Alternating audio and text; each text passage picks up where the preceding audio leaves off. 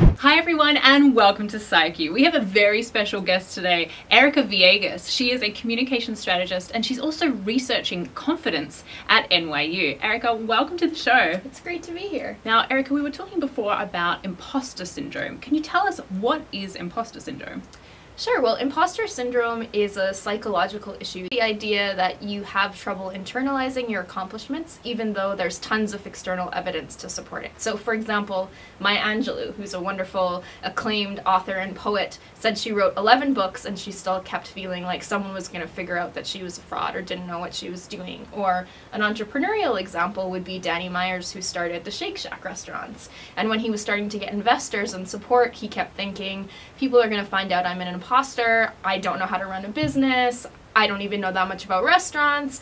And of course, in both of these cases, these individuals did know what they were doing. So like very successful people that feel like that they're frauds. Right. Yeah. Exactly. So I heard you give a male example and a female example just now. Is imposter syndrome something that strikes both genders equally, or does it affect one gender more than the other?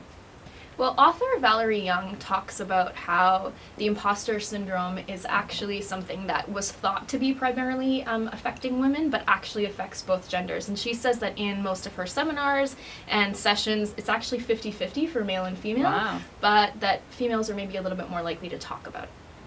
That seems to be a common occurrence in psychology, and women are more likely to seek medical treatment, more likely to express their feelings, but often affected at the same rate. What is the psychology behind imposter syndrome? Why do we feel that way? It really occurs when you're in a situation where you are facing a new challenge, you're in a new environment, so a new job or a new role, or you're in an industry where you really have to prove yourself against your peers. So there's certain professions where it's a little bit more likely to occur. The tech industry is one of them, academia is one of them, and then new situations like taking on a new job or going to graduate school and kind of being thrust into a new environment where all of a sudden you feel like you have to compare yourself and demonstrate your worth among peers. So particularly when we're in a new environment and we're suddenly up against all these people and we need to show where we stand. Exactly.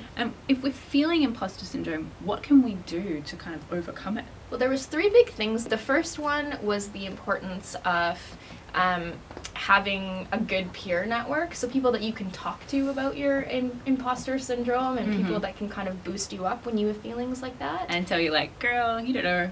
You're fine. You're doing great. Exactly. Yeah. The biggest one was actually hard work and preparation. So the idea that if I can over-prepare, go into a meeting and know all of my stuff and know that I've done everything that I possibly can, then I'm a lot less likely to feel like I'm a fraud or that people will see me that way.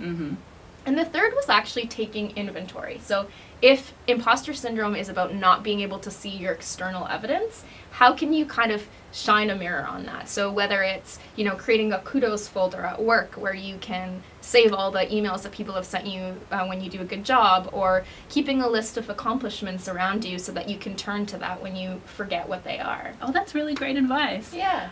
Tell us a bit more what you're hoping to do with this research when you finish.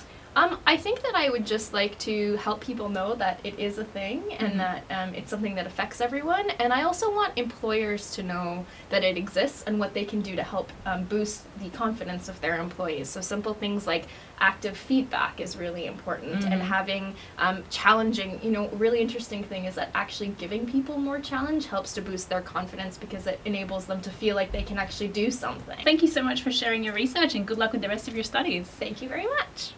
Hi everyone, I'm Jayde Lovell, resident science nerd on the Young Turks Network. You're watching PsyQ and we know you don't want to miss an episode, so please click the subscribe button down below.